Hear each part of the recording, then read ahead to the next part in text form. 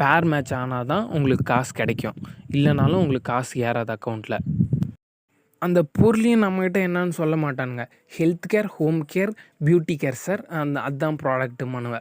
நான் ஏதோ சரி குடுக்குற காசுக்கு பொருள் வருது அப்படின்னு நினச்சிட்டு இருந்தா, அந்த நான் இப்போ சொன்ன அந்த மட்டமான பொருள் தான் எடுத்து குடுப்பாங்க. இதெல்லாம் நம்ம அந்த ரூ. 14,000க்கு நான் பெட்டராவே வாங்கிக்குவேனே. எதுக்கு நான் இதில போய் சேரணும், வாங்கணும்? இதில என்ன நம்ம வாங்குனா ஒரு டிஸ்ட்ரிபியூட்டரா நம்மள போடுவானுங்க. அவ்வளோதான். வேற ஒண்ணும் பண்ண மாட்டானுங்க. இத நம்ம இந்த சான்ஸ யூஸ் பண்ணி மத்தவன இளிச்ச வாயினையா எவனாவது இருந்தான்னா, அவன கூட்டு வந்து இதில சேர்த்து விடணும். அதான் கத. இவனுங்க போனஸ்லாம் தருவானுங்களாம். அத நம்ம வாங்கிக்கலாமா. நம்மட்ட எதையுமே தெளிவாவே அவங்க சொல்லவே மாட்டானுங்க. இந்த தனுஷ்னு ஒருத்தனால தான் நான் வந்து சேர்ந்தனே. அவன் ஏன் என்ன அவ்வளோ மும்பரமா என்ன சேர்த்து விட்றதுக்கு பார்த்துருக்கான்னு நான் யோசிச்சேன்னா, அவனுக்கு ரூ. 1000 இதுலேருந்து காசு வரும். அவ்வளோதான் கத. வேற ஒண்ணும் இல்ல. அந்த ரூ. 1000க்கும் அவனுக்கு ப்ரொமோஷனு. நெறைய பேர் சேர்த்து விட்டீங்கன்னா, அடுத்துன்னு ப்ரொமோஷன் தருவாங்களாம்.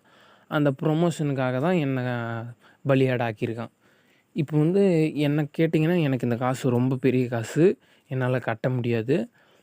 கடன் வாங்கி தான் கட்டினேன். இப்ப அந்த கடன் வாங்கினது வந்து ஆப்ல தான் வாங்கினேன். அதுக்கு வந்து எனக்கு வேற இப்ப ரூ. 500 ஃபைன் போட்டிருக்காங்க. நான் சொன்ன தேதி விட்டு 3 நாள் தாண்டி போயிருச்சு. என்னால காசு கட்ட முடியல. இவன் என்ன சொன்னான், வாரம் வாரம் சம்பளம் ரூ. 4,000லேருந்து ரூ. 5,000 அப்படி சம்பளம் வரும். நீங்க கட்டிடலாம் அப்படின்னு சொன்னான். இவன் சொன்னத கேட்டு நான் எடுத்தேன். இவன் சொன்னது உண்மதான். நீங்க அதே வாரத்தில 3 பேர சேர்த்துட்டா உங்களுக்கு ரூ. 5,000. அந்த 3 பேரும் இப்படியே தான். இது அப்படியே ஒரு லூப் மாரி இது நடந்துக்கிட்டே இருக்கும். நான் ஏதோ ஃபிசிக்கலா ஒர்க் இருக்கும். நான் எனக்கு அந்த மாரி ஒர்க்னா கூட பரவால்ல. நான் கஷ்டப்பட ரெடியா இருக்கேன். இப்படி இன்னொருத்தனை ஏமாத்தி அப்படி சம்பாரிக்கணும்னு எனக்கு ஒண்ணும் இல்ல. சும்மா காசுக்காக என்ன வேணா பண்ணுவாங்க போல கும்பலு. என்ன வேணா பண்ற கும்பல் போல அப்படின்னு சொல்லி நான் அதுலேருந்து நின்னுட்டேன். எனக்கு இஷ்டமும் இல்ல. சேலத்தில எங்க இருக்குன்னா, சேலத்தில பஸ் ஸ்டாண்ட்ல இறங்கி ஏஆர்ஆர்எஸ் மல்டிப்ளெக்ஸ்ன்னு ஒண்ணு இருக்கும்.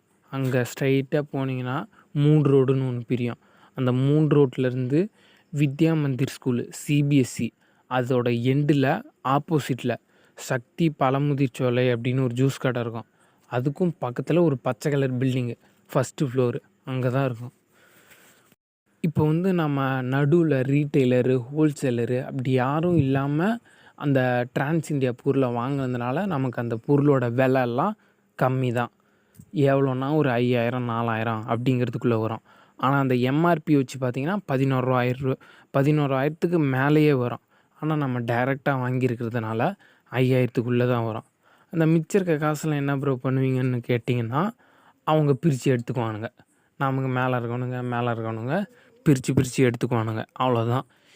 நீ இப்படிதான். இதே மாரி தான் அங்க பண்ணுவானுங்க.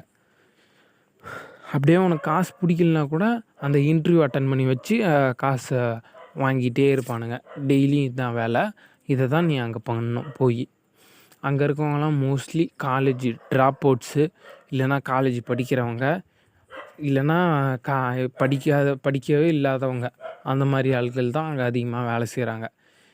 இதில என்ன ஒண்ணுன்னா, நான் பார்த்த வரைக்கும் வயசானவங்கள கூட விட்டு வைக்கிறதில்ல. அவங்கள கூட கூட்டிட்டு வந்து ஏமாத்துறதுக்கு தான் பார்க்குறாங்க. இந்த காச வாங்கி. கேட்டா நல்லது பண்றாங்களாம். இது வந்து தப்பான்னு கேட்டிங்கன்னா, தப்புலாம் கிடையாது. இவங்க வந்து இத டைரக்ட்டா சொல்லிட்டு பண்ணா தப்பே கிடையாது. இவங்க சொல்லாமலே நம்மள ஃபோர்ஸ் பண்ணி வாங்க வைக்கிறாங்க. கம்பல் பண்ணி அப்படியே இத நீ வாங்கி தான் ஆவணும். அப்படிங்கிற மாரி நம்மள இன்டைரக்ட்டா கம்பல் பண்ணுவாங்க. அந்த தனுஷ்னு ஒருத்தன் கால் பண்ணி, நீங்க என்ன பண்றீங்க? உங்க அப்பா, அம்மா என்ன பண்றாங்க?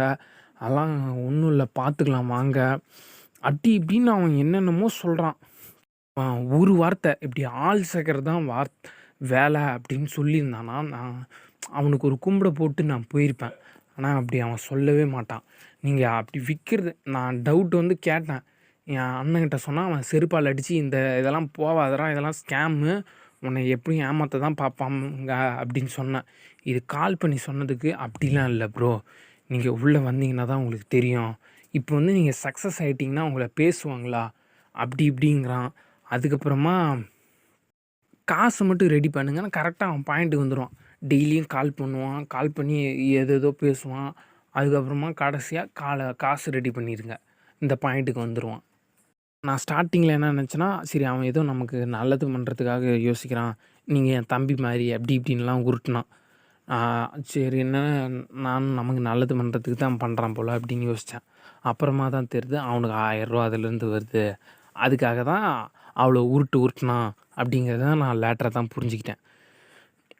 இவனுங்க டைரெக்டாக சொல்லிட்டு பண்ணால் தப்பு இல்லை. இப்படி சொல்லாமலே நம்மளை ஏமாற்றி அதில் சேர்த்து விட்டு நம்ம ஃப்ரெண்ட்ஸ் இப்போ அவன்கிட்ட அது உள்ளே வந்துட்டு அவனுக்கும் இப்படி தானே அவன் காசு கட்டின பிறகு தெரிஞ்சால் நம்ம சட்டை பிடிச்சி தான் கேட்பான். அங்கே யார்கிட்டையும் கேட்க மாட்டான். இதெல்லாம் எங்களுக்கு ஒரு வெங்காய பிரச்சனையும் எங்களுக்கு இல்லை அப்படின்னு சொல்லி அவங்க விலகிடுவாங்க. நம்ம தானே சேர்த்து விட்றோம். நம்ம தலையில் தான் எல்லாமே வரும். இது இவ்வளோ ரிஸ்க் இருக்குது. இதெல்லாம் எதுவுமே உங்ககிட்ட சொல்ல மாட்டாங்க. இப்போ நான் எப்படி அந்த 14,000 கடனை அடைக்க போகிறேன்னு எனக்கு தெரில.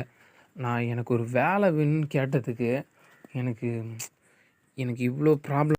பின்னாடி ஒரு வீடியோ ஆட் பண்ணுறேன். அதை பாருங்கள் என்ன பேச்சு பேசுகிறான்னு.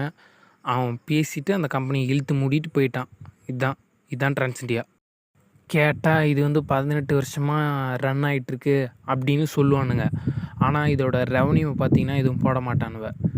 இது ரியல் எஸ்டேட் பண்ண மாட்டோன்னு ஒரு வீடியோவில் சொல்லுவான். ஆனால் ரியல் எஸ்டேட்டும் தான் பண்ணிகிட்ருக்கானுங்க. 2023 14 கோடி ரெவன்யூ. 2024 ரெவன்யூ எவ்வளோன்னே போடல. கேட்டிங்கன்னா அதெல்லாம் எதுக்கு பார்க்குறீங்க? இதெல்லாம் இழுச்சு வாங்கி பார்ப்பானா?